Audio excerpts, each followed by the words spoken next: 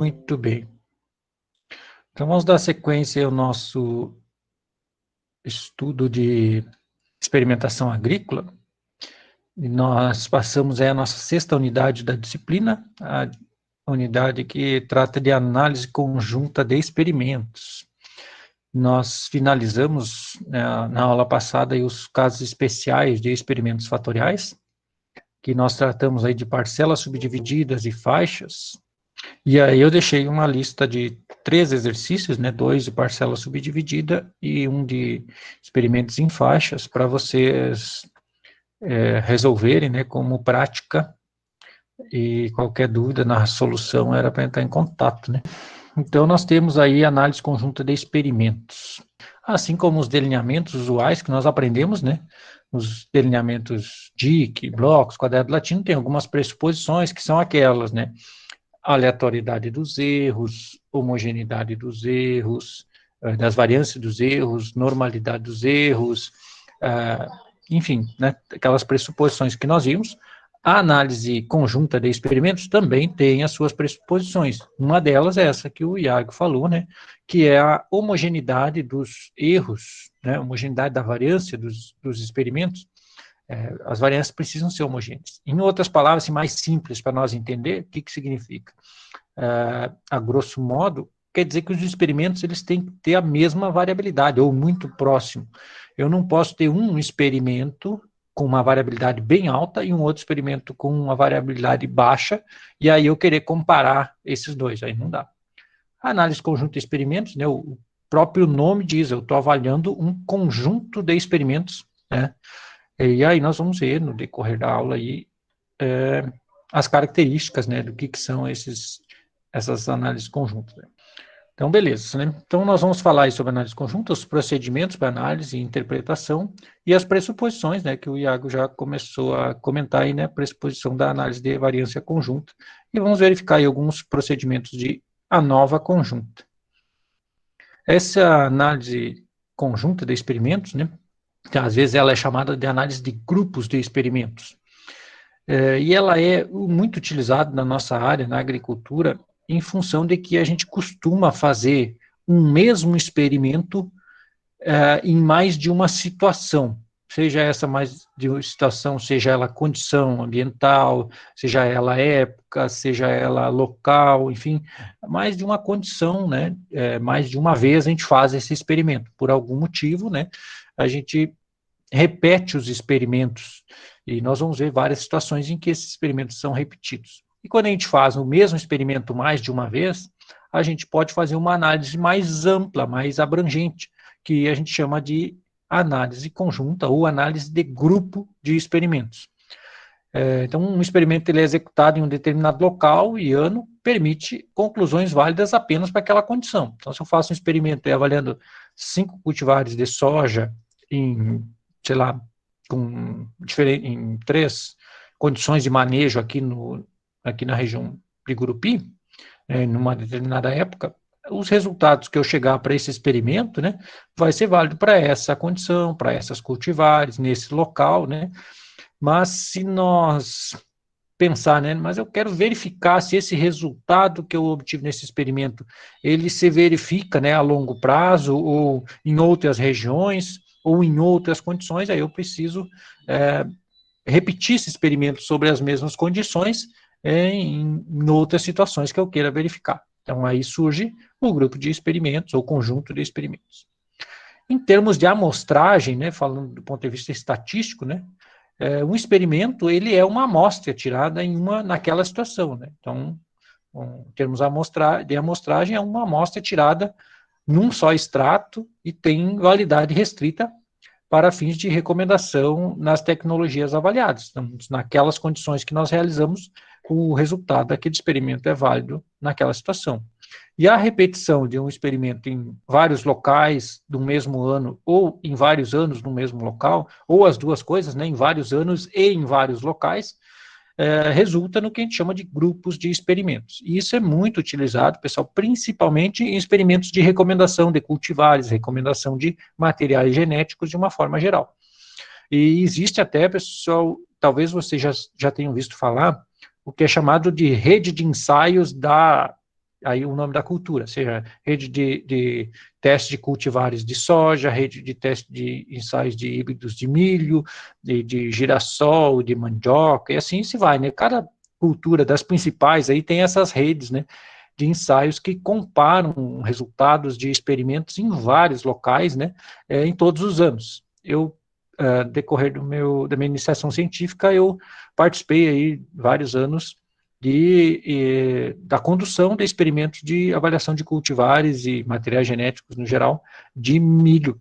Lá no Rio Grande do Sul era lá no departamento que eu trabalhava que fazia a avaliação. E aí tinha lá 100, cento e poucos, 200 materiais genéticos de milho a serem avaliados. E aí vem um protocolo, né, que era coordenado pela Embrapa, protocolo experimental, todo detalhado ali, com as amostras já das cultivares, né, prontinhas para serem executadas. E depois esses resultados, né, eles eram avaliados localmente, né, e depois também de forma conjunta aí pela Embrapa, né, reunindo todas as avaliações de todos os locais do Brasil. Tranquilo? Então, existe isso para soja, existe para várias culturas. A análise dos resultados de grupos de experimento denomina-se análise conjunta. Esse é o termo mais utilizado, né, para isso, análise conjunta, e ela permite conclusões mais confiáveis e com conhecimento da abrangência das recomendações. Então, como é de se esperar, né, quando a gente faz a análise conjunta de forma bastante ampla, como é o caso dessas redes de ensaios, elas são uma possibilidade de análises estatísticas e resultados, né, são bastante abrangentes, né. Então, a gente pode fazer recomendação por região, né, de quais são as cultivares mais indicadas, enfim, a gente pode ter uma série de análises aí bastante aprofundadas do detalhamento aí da aplicação dos resultados. Então, é bastante interessante esse tipo de pesquisa. A análise conjunta, ela se torna mais fácil se o grupo de experimentos possui os mesmos tratamentos, o mesmo número de repetições e o mesmo delineamento experimental. Então, como é de se esperar, né, para a gente comparar experimentos, se eles tiverem as mesmas características, é muito mais fácil, né, comparar coisas diferentes é mais trabalhoso do ponto de vista prático, né, e também do ponto de vista estatístico. Então, quando a gente tem aí uma coordenação, como é o caso desses experimentos de milho que eu comentei, era coordenado pela Embrapa e ela já definia, não, o delineamento tem que ser o blocos ao acaso, o número de tratamentos são esses que ela mandou, né, são aqueles tratamentos, o número de repetições é aquela definido pela Embrapa, enfim, todos os experimentos tinham a mesma característica, né, salvo pontuais exceções aí, né, determinado local, às vezes dava algum problema, mas no geral, assim, os experimentos eram todos iguais, né, com as mesmas dimensões, mesmos tratamentos, enfim, tudo um manejo exatamente o mesmo, ou muito próximo, né. Além disso, se forem realizados em diferentes locais, é conveniente que estes sejam semelhantes quanto a clima, solo, etc., representando a região com qual se quer aplicar os resultados. Então, como eu comentei, né, quando a Embrapa faz isso em nível nacional, a gente tem climas extremamente diversos. Aí depois, quando vai fazer análise conjunta, ela vai fracionar para regiões, né, regiões, macro-regiões, e aí vai fazendo análise por região, e aí fazendo as recomendações. E depois ela cruza esses dados, né, verificando aonde que tem recomendações semelhantes, né. Então, não vou fazer, por exemplo, pensar numa análise conjunta de experimento que eu fiz lá no Rio Grande do Sul, lá em Minas Gerais, lá no Maranhão e aqui em Grupi. São regiões muito distintas, não faz muito sentido, porque eu não espero ter uma recomendação geral para tantos locais distintos, né?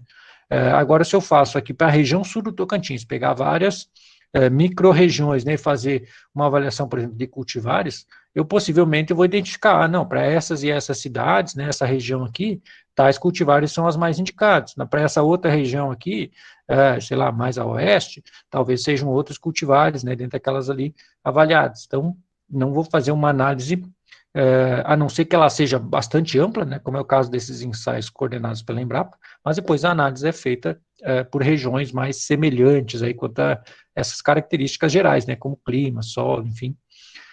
Então, deste modo aí.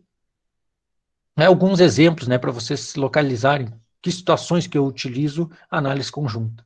Por exemplo, aqui, experimentos de 6 cultivares de soja no delineamento blocos ao acaso, com 5 repetições, conduzidos em 18 locais do estado de Tocantins. O estado de Tocantins, de forma geral, assim, né, condições climáticas de solo mais semelhantes do que fosse em nível nacional, né? Então, dá para pensar numa análise conjunta, né? São vários locais em que possivelmente eu vou ter algumas recomendações de soja para algumas localidades, em outras localidades, outros locais serão outras cultivares aqui, tranquilo? Vejam que é um experimento, esse primeiro aqui é um exemplo de experimento unifatorial, esse segundo aqui, o experimento bifatorial, testando manejo e cultivares no delineamento inteiramente casualizado, com 6 repetições em 12 locais da região sul do Tocantins. Então, outra situação, né, também com diferentes condições, mas esse exemplo é só para mostrar que não só experimentos unifatoriais podem ser realizados na análise conjunta, pode ser experimentos bifatoriais também, né. Aí fica um pouco mais complexa a análise, mas é possível, né, também fazer análise conjunta de experimentos fatoriais. Experimentos com 15 cultivares de milho, no delineamento inteiramente casualizado, com 5 repetições, conduzida durante 4 anos no campus de Grupi. Veja um exemplo aqui em que o fator de agrupamento aqui são os anos, né? Então, esse experimento com essas mesmas cultivares estão sendo realizados ao longo de 4 anos consecutivos, né? Então, eu posso avaliar, verificar se as respostas, elas se mantêm, né, das cultivares que são as mais indicadas, se elas se mantêm no tempo.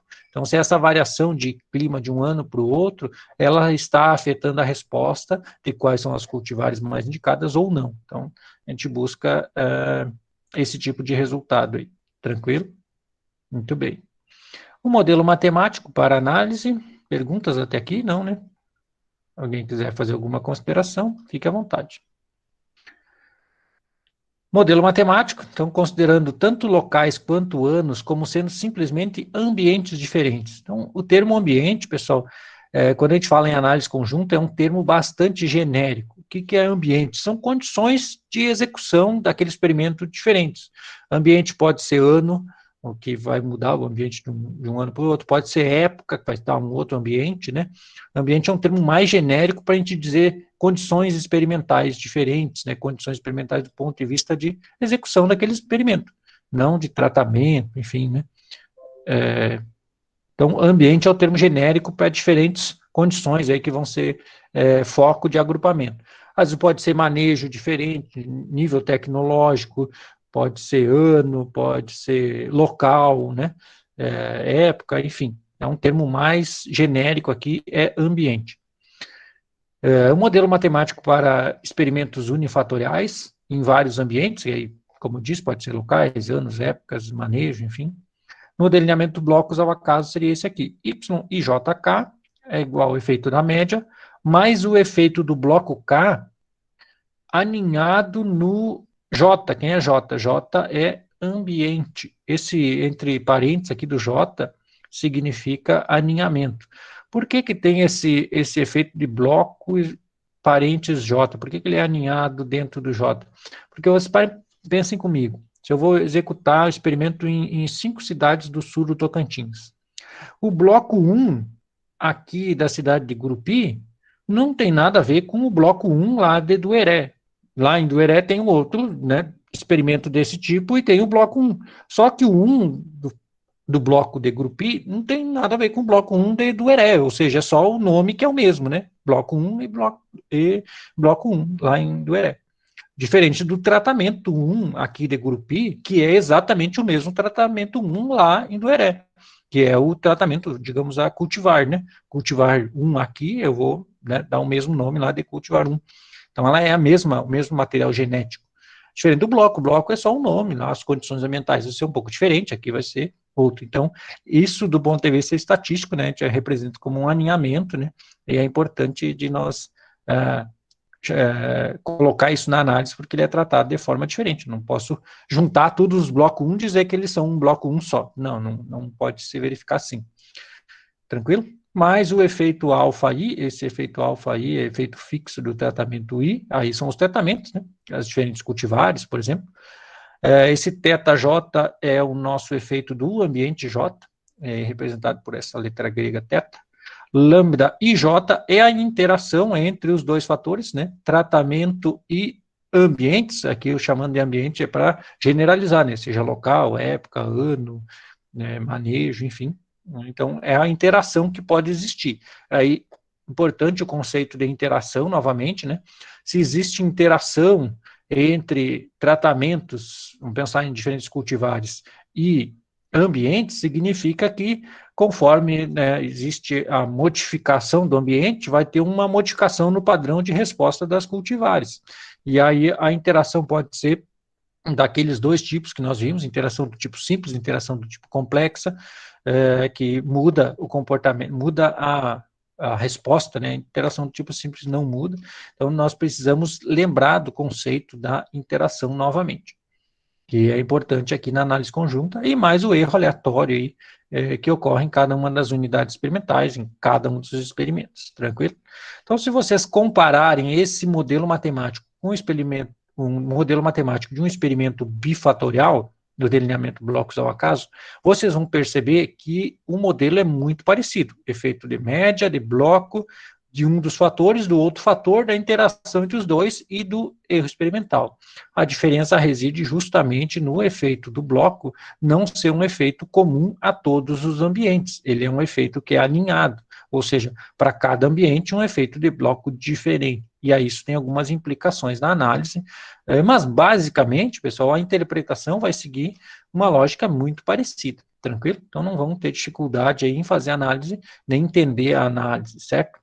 O quadro da análise, de um experimento de análise conjunta com essas características, também vai ser muito semelhante, né, às causas de variação ou fontes de variação.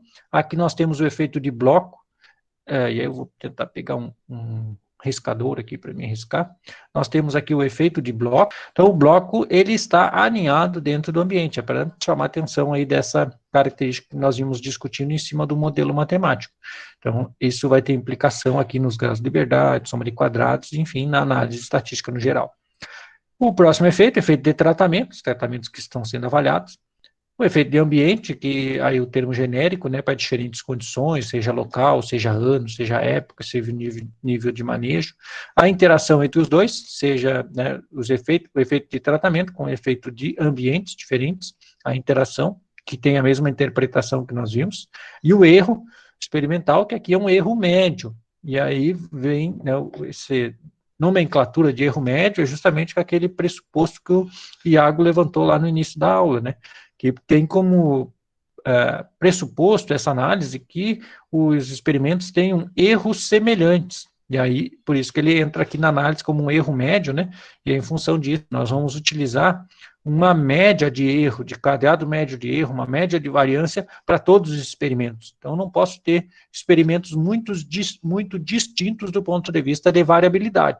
Então, não posso ter, digamos que, pensando assim, eu conduzi um experimento em vários locais do sul do Tocantins, né, tinha as equipes que ia conduzir em diferentes locais, e se eu tiver uma equipe menos cuidadosa do que as demais, muito possivelmente esse experimento dessa equipe que cuidou menos do experimento vai ter uma variabilidade maior, e aí eu não posso comparar com os demais. Tranquilo? Aqui os graus de liberdade, nós já vamos ver como que nós calculamos os graus de liberdade de cada um dos fatores, soma de quadrados, quadrados médios, e aí segue a mesma lógica que nós vimos para as análises de variância. A pressuposição, nós vimos comentado, né, pressuposto que as variâncias dos erros experimentais nos diferentes experimentos sejam homogêneas. Isto é, que todos os quadrados médios de erro, que é uma estimativa de variância, né, a gente viu isso, quadrado médio do erro é uma estimativa de variância, e aqui está dizendo que esses experimentos têm que ter uma mesma ou muito próxima, né, medida de variância, de quadrado médio de erro. Eu não posso comparar experimentos muito distintos quanto à variabilidade. Então, é esperado aí, ou é pressuposto que eles tenham, né, mesmo estimador de variância, mesmo quadrado médio de erro, ou valores semelhantes. A gente já vai ver o critério, né. Essa pressuposição deve ser testada e atendida antes de proceder essa análise conjunta. E aí tem alguns testes, né, que podem ser aplicados para verificar essa pressuposição, ou seja, de que as variâncias são homogêneas. Aí tem o teste bastante conhecido, que é o teste de Bartlett, o teste de Hartley, o teste F máximo, e tem o teste mais utilizado, que é o teste prático, digamos assim, que é a razão do maior quadrado médio do erro dividido pelo menor. Ou seja, eu vou pegar a lista dos meus experimentos, né, fiz 10 experimentos aqui na região sul do Tocantins, e aí fiz análise individual, análise de variância daquele experimento, né, cada um deles.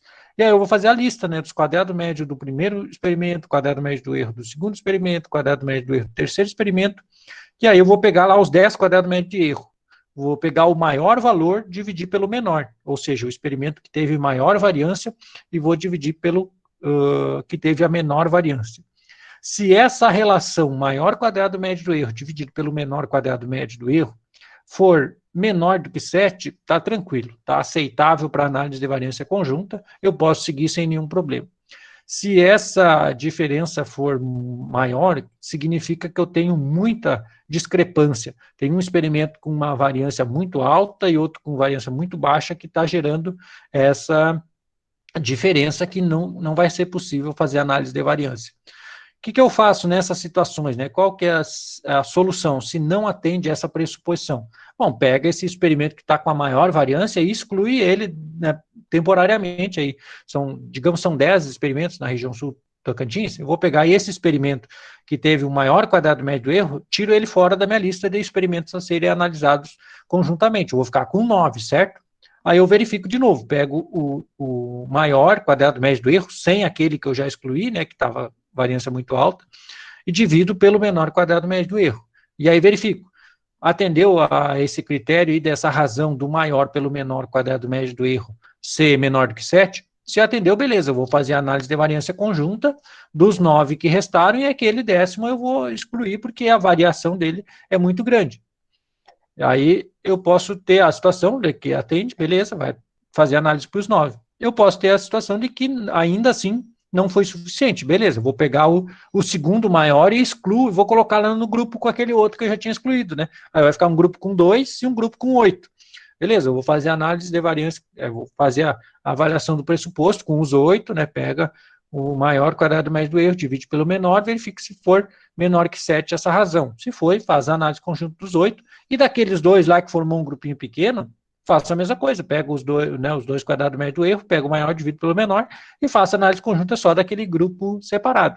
E assim eu vou fazendo, né, se for preciso, né, fazer quantos grupos forem, né, como é o caso desses experimentos avaliados em nível nacional, né, aí dá 100, 200, 300 experimentos, né, com a mesma característica, vai formar vários grupos aí de padrão de homogeneidade, né? Então vai fazer essa análise.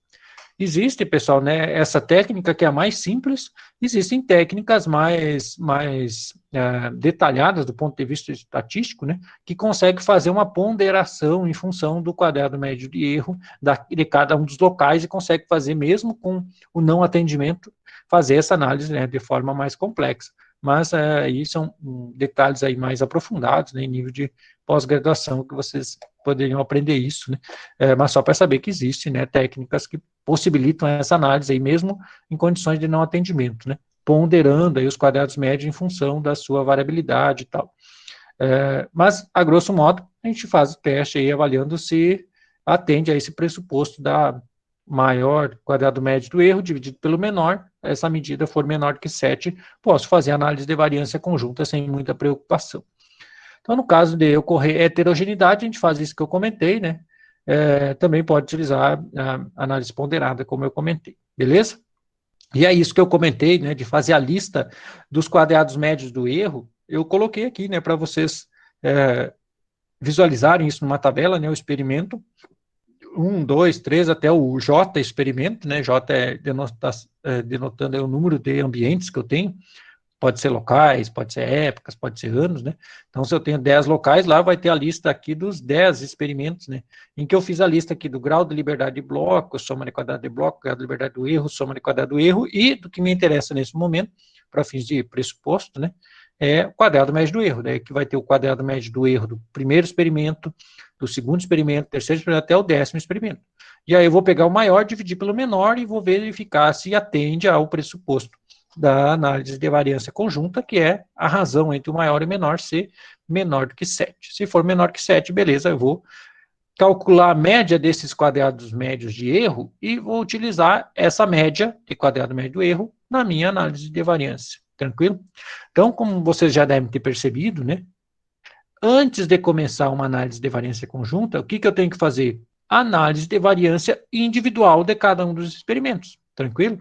Então, se eu tenho 10 experimentos, eu vou precisar fazer 10 análises de variância né, para cada um dos experimentos individualmente, e posteriormente ainda fazer análise de variância conjunta, tranquilo? Então, eu preciso do resultado da análise de variância individual para depois fazer análise de variância conjunta, beleza?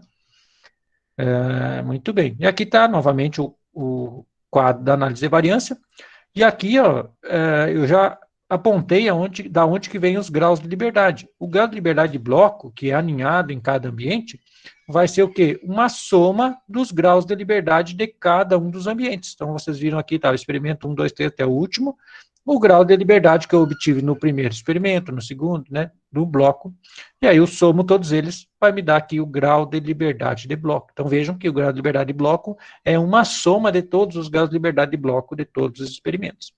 Da mesma forma, como vocês podem ver aqui, o grau de liberdade do erro médio é uma soma dos graus de liberdade do erro de cada um dos experimentos, tranquilo? Então, grau de liberdade do erro médio é a soma de todos os graus de liberdade de erro de cada um dos experimentos individualmente. Da mesma forma, a soma de quadrado do bloco é a soma da soma de quadrado de bloco, soma de quadrado do erro é a soma da soma de quadrado de erro. Eu vou colocar aqui na análise de variância. Dividindo essa soma da soma de quadrado do erro pelo grau de liberdade do erro médio, vai dar justamente a mesma média aqui do quadrado médio do erro médio, tranquilo? Vai dar a mesma coisa. Da onde que vem os outros que não foram apontados aqui, nós vamos ver no próximo slide. Então, beleza. Para montar, né, a sequência do que está faltando, né, que é o efeito de tratamento, de ambiente de interação, os graus de liberdade são, grau de liberdade de tratamento é I menos 1, ou seja, número de tratamentos que eu estou avaliando, menos 1. De ambientes, mesma coisa, número de ambientes que eu estou avaliando, menos 1. E da interação? Interação, um vezes o outro, tratamento vezes ambiente. Grau de liberdade de tratamento vezes grau de liberdade de ambiente vai dar o grau de liberdade da interação. Tranquilo, né? Soma de quadrado. Soma de quadrado de tratamento é essa equação aqui, sem nenhuma diferença do que a gente já está acostumado a fazer para experimentos fatoriais. Somatório de yi, ponto, ao quadrado dividido por jk. Efeito de tratamento, né? Tratamento é o i, aqui está yi, ponto, ao quadrado dividido por j menos fator de correção, exatamente a mesma coisa, sem nenhuma diferença aí. Soma de quadrado de A, aí eu fiz um tracejado aqui que está muito torto, né? Parece que eu coloquei a caneta no meio do dedo dos pés, e aí fui com o pé fazendo esse risco aí, ficou isso aí, né? Bem esquisito, mas tá, é isso aí. Dá para ver que é a soma de quadrado do fator A, do ambiente, né, que é o fator A, vai estar aqui nessa equação, y ponto j ponto ao quadrado dividido por ik menos fator de correção, que é exatamente a mesma soma de quadrado lá do fator d, né? Eu chamei de A aqui por causa de ambiente, T de tratamento. Você poderia muito bem entender como fator A e fator D, como a gente está acostumado, né? Fazer lá nos experimentos fatoriais. Só chamei de A aqui por causa de ambiente, para facilitar. Então, a soma de quadrado de ambiente é a soma de quadrado do fator D, como a gente está acostumado, sem nenhuma diferença. Da interação, mesma coisa, né? Canetinha traz para cá, exatamente igual, né? Como vocês podem ver aqui, ó.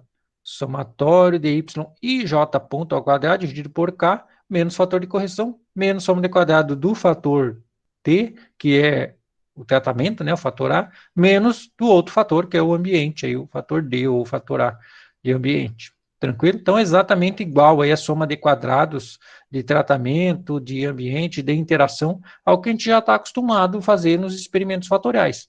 E é aquilo que eu costumo falar na disciplina de experimentação. Lá no início eu já falava, né? Pessoal, tentem aprender na sequência, né? Cada um dos conteúdos, que eles estão todos interligados, né? Se você não aprendeu a fazer análise do delineamento blocos ao acaso unifatorial lá no início da disciplina, quando chega lá na análise conjunta, você se perde porque você não soube fazer lá no início, né? Então, é um conteúdo que vai se engatilhando, né? Você vai se mesclando com o próximo conteúdo e vai aprofundando. Então, é uma ciência que ela está intimamente acumulando conteúdos, né? E saberes para que você consiga aprender. Então, você precisa aí ter o domínio na sequência desses conteúdos aí para você ter um bom entendimento. Tranquilo? Muito bem, soma de quadrados são esses aí, não tem muita diferença, né, do que nós estamos acostumados, né. O efeito para interpretação, né, desses efeitos, né, das fontes de variação da análise conjunta, nós vamos verificar agora. Então, interpretação primeiramente para efeito de bloco, que vocês viram que tem uma diferença, né, que o bloco ele é aninhado dentro de cada ambiente, então o resultado ele é dependente de cada ambiente, né.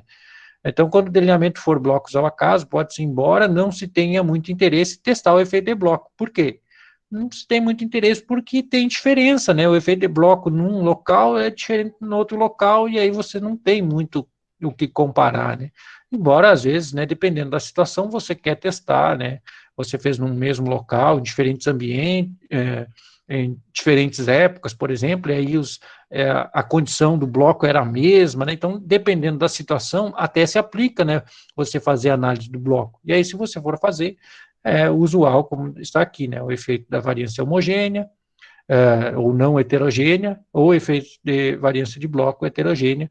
E aí, se o quadrado médio de bloco dividido pelo quadrado médio de erro médio, né, for maior do que o F tabelado, dado pelo grau de liberdade de bloco, grau de liberdade de erro médio, então é usual, né? Só a interpretação que ela é diferente, dado que os blocos, na maioria das condições, os ambientes são distintos. Tranquilo? Interpretação para efeito de interação, tratamento dos ambientes, essa aqui a gente tem que ter a especial atenção, né? Que é um resultado bastante importante, tanto na análise de experimentos fatoriais tradicionais, né, como nós vínhamos estudando, ou para análise de variância conjunta, porque ele direciona as análises complementares, assim nos experimentos fatoriais, como experimentos de análise conjunta, né, as hipóteses são as mesmas, né, hipótese H0 de que a interação não é significativa, a alternativa de que é significativa. Aqui o valor do F calculado, né, para interação é quadrado médio da interação dividido pelo quadrado médio do erro médio, e os valores de grau de liberdade, os mesmos, né, grau de liberdade da interação, grau de liberdade do erro médio. E aí, se for significativo, nós temos interação significativa, senão não temos, né, se o F calculado é maior do que tabelado, significativo, se o F calculado é menor do que tabelado, é não significativo. Então, quando a interação ela for significativa, ou seja, rejeitamos a hipótese H0, deve-se proceder um estudo de interação por outras técnicas denominadas de análise de estabilidade e análise de agrupamento. Essas técnicas, pessoal, de estabilidade e agrupamento são técnicas estatísticas multivariadas, que são um pouco mais complexas, né, para o nível da nossa disciplina, mas basicamente, o que elas fazem, né? Pensa nesses experimentos gigantes aí que a Embrapa coordena, né, de análise de cultivares, e que são extremamente necessários, né, para o planejamento como um todo, né, e não só a Embrapa tem isso do ponto de vista planejamento governamental e vários outros aspectos, as grandes multinacionais também têm para os seus materiais genéticos, né, e esses experimentos nas multinacionais também são bastante sérios, bastante conduzidos, porque direciona toda a recomendação de cultivares dos seus profissionais, né, fazem para os agricultores. Então, são experimentos extremamente difundidos e que têm uma implicação extremamente grande para a agricultura como um todo, né, que ela direciona enormemente as recomendações de cultivares, não só a experiência, a capacitação dos profissionais, mas também os resultados desses experimentos, muitas vezes conduzidos pelos próprios profissionais, né? Então, esses experimentos, eles são bastante conduzidos, aí muito provavelmente vocês terão contato na vida profissional, se já não tiveram, né, quem for trabalhar em multinacionais ou empresas institucionais também, vão ter muito provavelmente contato com esse tipo de experimentos, são experimentos extremamente sérios e os resultados têm uma aplicabilidade gigantesca na agricultura. E aí essas técnicas, né, quando existe interação entre os tratamentos, né, que muitas vezes são genótipos, né, e ambientes, que é o que mais costuma, né, aparecer para esse tipo de experimento, quando existe interação, significa, né, o conceito de interação sendo aplicado, ou seja, que não posso ter uma recomendação geral de qual que é melhor cultivar, por exemplo, para todas aquelas condições que foram avaliadas. Eu vou ter que regionalizar, né? Não, aonde que está sendo recomendado, né? Para essa região aqui, qual que é os materiais recomendados. E aí tem análises, né, análise chamada de agrupamento, que fazem isso com uma capacidade muito boa, né, de fazer, não, ó, nessa região aqui, né, faz um mapinha, faz a recomendação lá, esses genótipos recomendados, nessa região, essa aqui, e aí você consegue ir aprofundando essa análise e tendo mais detalhes, não, nessas condições aqui, você começa a relacionar quais são características de solo, características de clima, que faz com que aquelas cultivares sejam as melhores, né? E aí você começa a entender essa recomendação. E eu costumo dizer, pessoal, que os profissionais que dominam essas técnicas de análise conjunta de experimentos, a interpretação dela, a análise de agrupamento, né, que se aprofunda em nível de pós-graduação também, vocês podem estudar também sem nenhum problema, né, são fáceis de serem entendidas aí, são profissionais que se destacam aí dentre as empresas na recomendação de cultivares, que é uma das funções principais aí no que diz respeito à confiança dos agricultores para com os seus assistentes técnicos, né? Uma recomendação errada aí de cultivar num determinado ano, determinada época, pode, né, colocar em xeque aí a sua capacidade técnica naquela região, com aqueles produtores, né, que pode ser bastante problemática. E o contrário também, né, uma recomendação correta, né, de entendimento dessas análises de agrupamento, análise de estabilidade, adaptabilidade, pode fazer um diferencial extremamente grande, né? E só para aprofundar um pouquinho, já que a gente está com tempo aí, eu tenho certeza que esse tema é extremamente necessário para vocês, isso vocês vão ver na disciplina de melhoramento genético, se já não viram, vão ver em nível de pós-graduação, em capacitações que vocês forem fazer, né? A interpretação dessas análises, né, os índices de adaptabilidade, estabilidade, são essenciais no entendimento aí, e tudo começa com a análise conjunta, né, o entendimento de que é a análise conjunta, por que está sendo feita a análise conjunta, quais resultados que podem gerar, e quando que eu faço uma análise conjunta, uma análise de agrupamento, uma análise de adaptabilidade, estabilidade ou não, né, começa por aí, se tem interação entre os nossos fatores, né, que são os diferentes locais, diferentes cultivares, aí tendo interação significa que eu tenho uma resposta diferenciada, né, em cada local, para cada um dos genótipos, né, então eu vou precisar fazer análise mais detalhada, que seria o equivalente ao desdobramento da interação, certo? Só que em análise conjunta, a gente vai partir para técnicas de estatística multivariada para conseguir ter esse aprofundamento necessário. E só para dar um panorama um pouco mais geral aí do que é a análise de adaptabilidade, estabilidade, né? Quem fez disciplina de genética comigo, entra um pouquinho, né, nesse assunto aí lá em efeito do ambiente na expressão gênica, se não me lembro, nesse... Faz tanto tempo que eu não dou essa disciplina de genética que eu já estou até esquecendo, acho que foi isso mesmo. Eu falo um pouco sobre isso aí, coisas desse tipo aí, e que são essenciais, pessoal. São assuntos que estão aí na pauta das reuniões dos agrônomos das multinacionais, dos principais gestores em nível nacional, né, dessas equipes que fazem as recomendações de cultivares e participam, vocês podem verificar aí das reuniões técnicas das culturas, né, que a Embrapa costuma coordenar aí para as principais culturas. Esses profissionais, eles geralmente participam, né, dessas reuniões.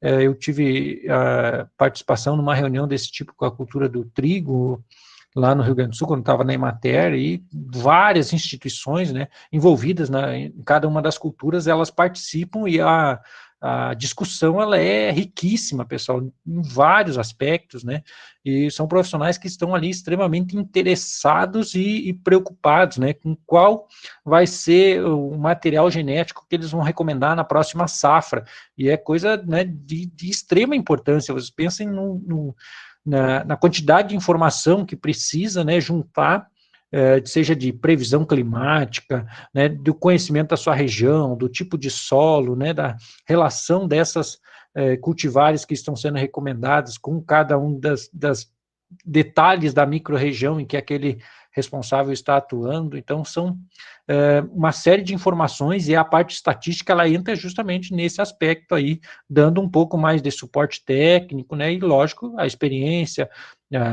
o estudo, né, o aprofundamento de cada um desses detalhes é essencial aí na boa recomendação.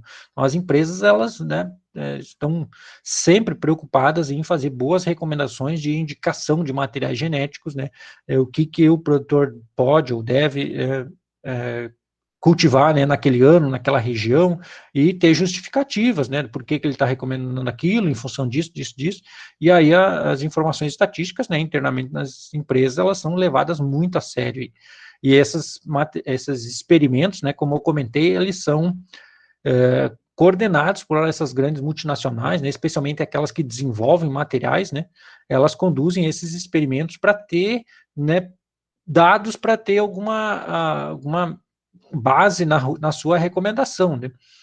Então, elas, muitas vezes, quem for trabalhar nessas empresas vai ser possivelmente envolvido aí na condução desses experimentos, na elaboração de protocolos para esses experimentos, e aí o conhecimento de técnicas de experimentação são essenciais aí, né, para a boa condução do experimento, chegar a resultados que sejam coerentes, né, com a verdade, porque você vai estar envolvendo aí milhões, para não dizer bilhões de rúpias, né, ou de dinheiros aí envolvidos na sua recomendação, né? São recomendações que muitas vezes são de ampla abrangência, né? Envolvem muitos hectares, muitos produtores, e que qualquer erro nessa recomendação pode gerar ou prejuízo ou, né, acertos, quando positivos aí, que são muito bem aceitos, né?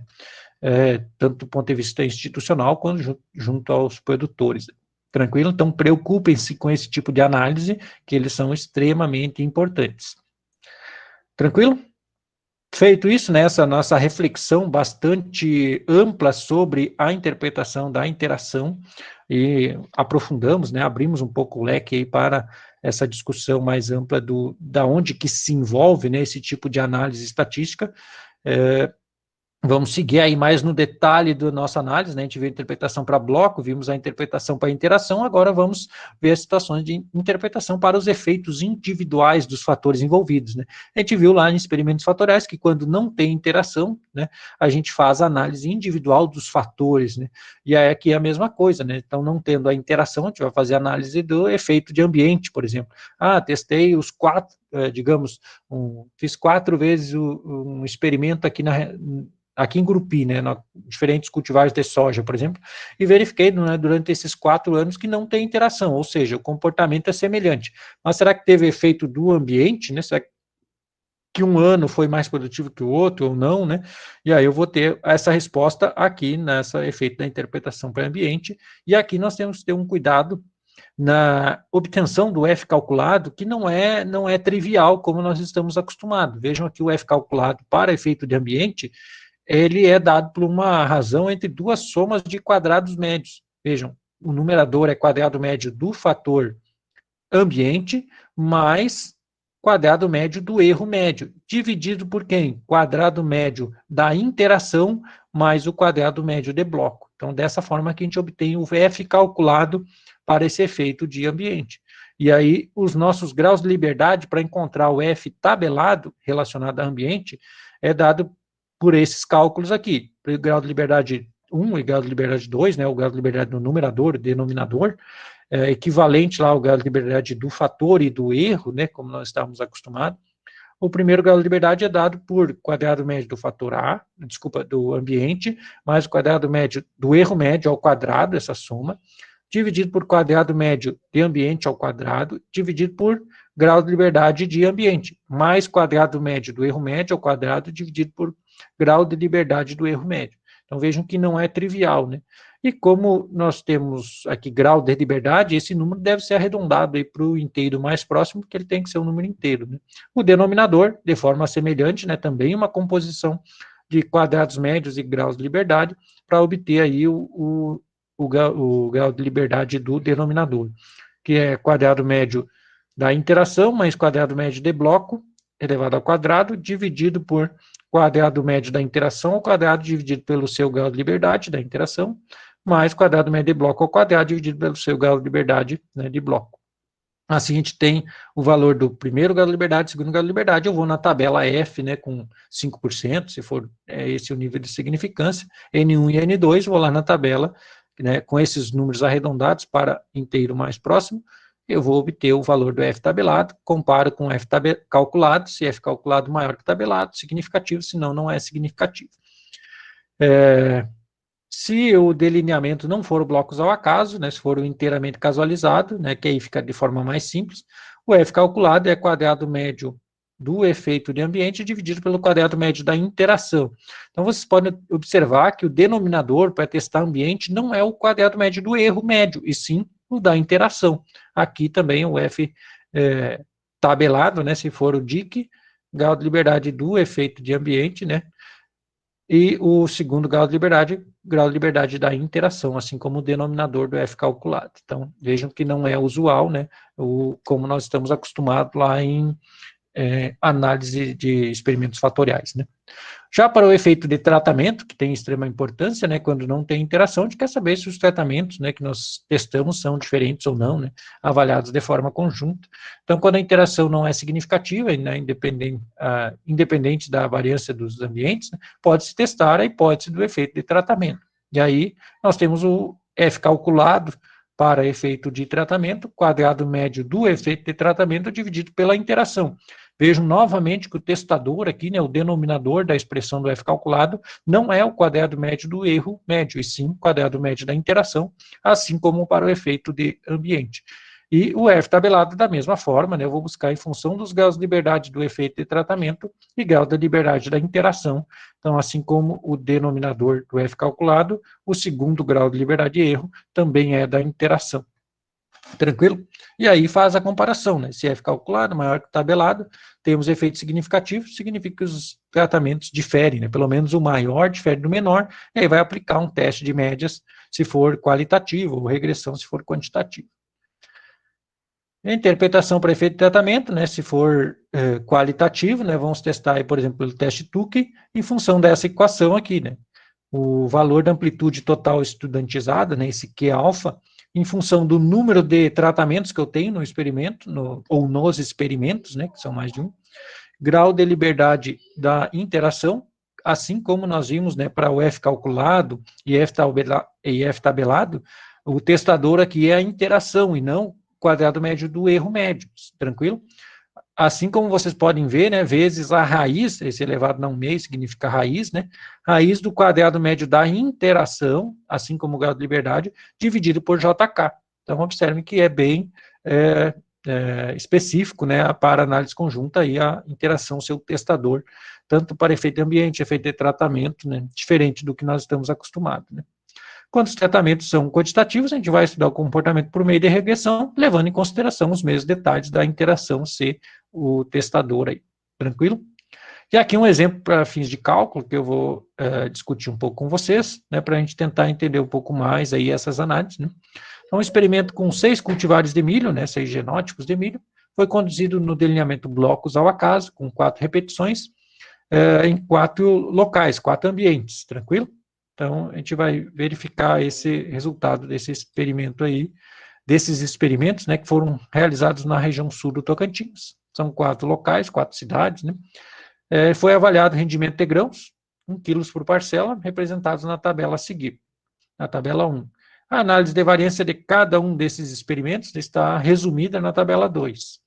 Na tabela 3, observe o teste F máximo, né, foi igual a 2,98. O que é o teste F máximo? É aquele teste para o pressuposto na análise de variância conjunta, a razão entre o maior e o menor quadrado médio do erro desses 4 experimentos foi 2,98, tranquilo? Então, está dentro daquele atendimento da pressuposição que essa razão do maior e do menor quadrado médio do erro não pode ser maior que 7. Então, deu 2,98, podemos fazer a análise de variância conjunta sem nenhum problema.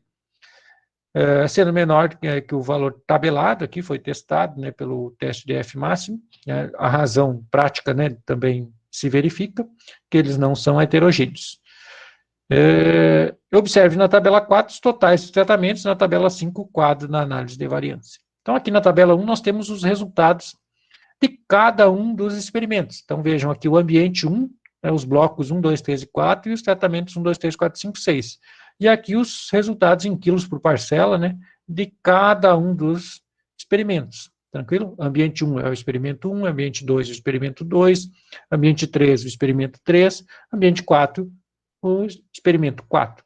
Esses 4 experimentos, eles podem ter sido conduzidos em locais diferentes, né, cidades diferentes, e que, como eu comentei com vocês, né, o bloco 1 desse ambiente não tem nada a ver com o bloco 1 desse outro ambiente, simplesmente o nome, né, que é o mesmo. E a análise individual de cada um desses experimentos trouxe as seguintes informações, né? A fonte de variação bloco, tratamento e erro, né, de forma resumida, né? O grau de liberdade de bloco são 4 blocos, então o grau de liberdade é 3. São 6 tratamentos, né, 6 cultivares, então o grau de liberdade é 5. O grau de liberdade do erro para todos os experimentos é 15, né? E aí vocês podem ver que vai se repetir nessas informações em todos, porque esses experimentos são essencialmente iguais, né? Os mesmos tratamentos, mesma quantidade de tratamentos, o mesmo número de blocos, o mesmo delineamento blocos ao acaso. Então, com essas condições, né, fica muito mais fácil fazer uma análise de variância conjunta. Quando você começa a fazer análise de experimentos com diferentes delineamentos, com diferentes números de repetições, com diferentes tratamentos, aí vira um negócio bastante complexo de fazer análise, porque aí você está comparando coisas que são muito diferentes, né? E aí fica difícil. Então, sempre que vocês forem planejar experimentos para análise conjunta, né, experimentos múltiplos, digamos assim, né, com a mesma característica, em que você pode querer comparar isso e fazer análise de, como nós comentamos, as análises multivariadas, análise de agrupamento, análise de adaptabilidade, estabilidade, é muito interessante você se preocupar com o planejamento, fazer essa recomendação de que os experimentos sejam todos iguais, né, com o mesmo número de tratamentos, o mesmo número de repetições, o mesmo delineamento e conduzidos de forma bastante semelhante, para que atenda ao pressuposto de homogeneidade das variâncias, tranquilo? Muito bem, então isso, né, quem é responsável por esses experimentos costuma visitar esses experimentos, verificar se está tudo em ordem, né, costuma acompanhar a instalação desses experimentos para não ter percalços aí depois na análise. Então, beleza. Aqui tem a análise, né, da soma de quadrados, né, de bloco, tratamento e erro. Então, vocês observem aqui que no ambiente 1, a soma de quadrado, né, que vai dar origem aos quadrados médios, né, então vai dividir por 15, que é o grau de liberdade, né, 412 vai dividido por 15, vai dar o quadrado médio do primeiro ambiente, 785 dividido por 15 vai dar o quadrado médio do segundo ambiente, e assim por diante, né. Então, 263 do ambiente 3 e 655 do ambiente 4. Então, vejam aqui só pela soma de quadrados que nós temos diferença, né, o maior aqui é o ambiente 2, né, com 785, e o menor é o ambiente 3 com 263, né. Depois, quando dividir por 15, vamos obter o quadrado médio, né, que está aqui, né, o quadrado médio do ambiente 2, que é o que tem a maior variação, é 52,34, e do ambiente 3, que tem a menor variância, né, é 17,54. Quando eu divido 52,34 por 17,52, vai dar origem aí esse 2,98, ou seja, essa diferença de variação entre os experimentos, ela não é muito problemática, né, os experimentos têm uma variação semelhante aí, né, a gente pode dizer assim, então não teve nenhum problema na condução desses experimentos, eu posso compará-los sem muito prejuízo, considerando aí um erro médio, né, então a média desses quadrados médios aqui, 27, 52, 17, 43, em média é 35,23, então de forma geral, né, de forma genérica, eu vou utilizar esse 35 para representar todos os experimentos, né, conforme essa variabilidade. E é justamente por isso que eu não posso ter experimentos com variações muito diferentes, porque eu vou utilizar um valor médio, né? E aí, se eu tenho um experimento com uma variância muito alta, o que a média tem de propriedade? A propriedade da média é que ela é altamente influenciada pelos valores extremos. Vejam, conteúdo lá de estatística básica, né? O entendimento que são as propriedades da média. Então, não só a disciplina de experimentação, como também o seu pré-requisito, né, estatística básica, são fundamentais aí. Então, a gente precisa ter esse entendimento, né, e verificar a importância de atender a esse pressuposto, né. Então, se eu tenho um experimento lá que tem uma variação estrondosa lá, né, muito erro naquele experimento e o quadrado médio do erro ficou gigante, o que ele vai fazer com que a média seja maior do que os demais experimentos, né? Então, vou ter uma média superestimada e aí a nossa precisão na análise conjunta vai ficar muito baixa e não vai ser condizente com os demais experimentos.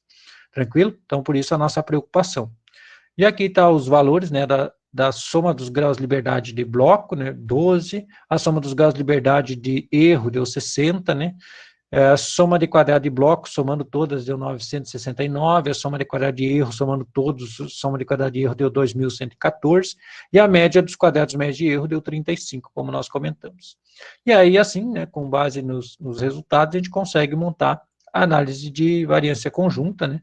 Aqui eu tenho uma tabela 4 com os totais dos tratamentos em cada um dos ambientes, né. Então, veja o tratamento 1, no ambiente 1, o total dele foi 209, equivalente àquela tabela 2 que a gente fazia lá nos experimentos fatoriais, né? Quanto que o tratamento, o nível 1 do fator A no nível 1 do fator D. Aqui vai ser o tratamento 1 no ambiente 1. Mesma lógica, né? Vai montar tabela de dupla entrada, de forma que você consiga fazer, né, a obtenção das somas gerais dos cada um dos ambientes, as somas gerais de cada um dos tratamentos.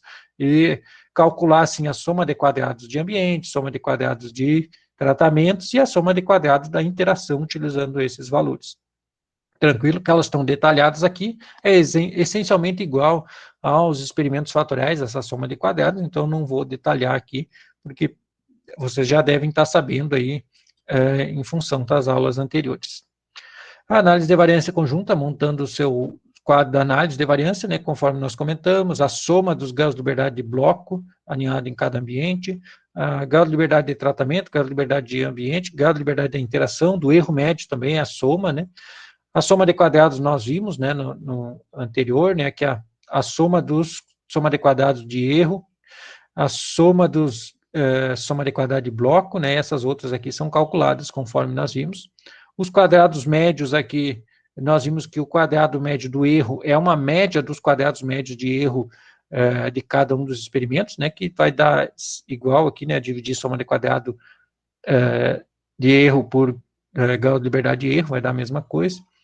E os demais são calculados dividindo aí a soma de quadrado pelo grau de liberdade. Os valores de F calculado, nós chamamos a atenção aí nos slides anteriores, né, que não é trivial para alguns, né, como é o caso do efeito de tratamento e de ambiente, né, que nós precisamos considerar a interação como sendo o testador e não o quadrado médio do erro. Então, nós vamos utilizar aí quadrado médio da interação, que é o 20.52, e aí a gente sempre tem que verificar, pessoal, isso nos softwares. Se a gente colocar lá, fazer uma análise de variância comum, como a gente está fazendo análise de variância de experimentos fatoriais, vai dar tudo errado aqui, os F calculado, ou quase todos, né? E aí a interpretação vai ficar totalmente equivocada, né, em função disso. Os valores de F tabelado, né, também tem que levar em consideração quais são os graus de liberdade que eu tenho que utilizar, e isso não é todo software que faz, eu tenho que ter atenção, né, quanto a isso. Tranquilo? Então, beleza. Então, aqui, voltando, eu verifico que a interação, né, o F calculado deu 0,58, o F tabelado 1,84, portanto, não tem interação. Então, se não tem interação, eu tenho uma recomendação geral, se tiver efeito de tratamento e de ambiente, né. O efeito de tratamento, o F calculado deu 40 e F tabelado deu 2,99, ou seja, efeito de tratamento é significativo. Então, tem pelo menos um contraste de médias entre tratamentos que vai ser efetivamente significativo. Já efeito ambiente não teve diferença, né? Então, os 4 locais aí não diferem, né, quanto a variável resposta, que é a produtividade. Efeito de bloco, a gente viu que nem sempre é interessante testar, no caso de locais diferentes não é interessante, né, mas se for fazer, vai comparar F tabelado com calculado aí, né.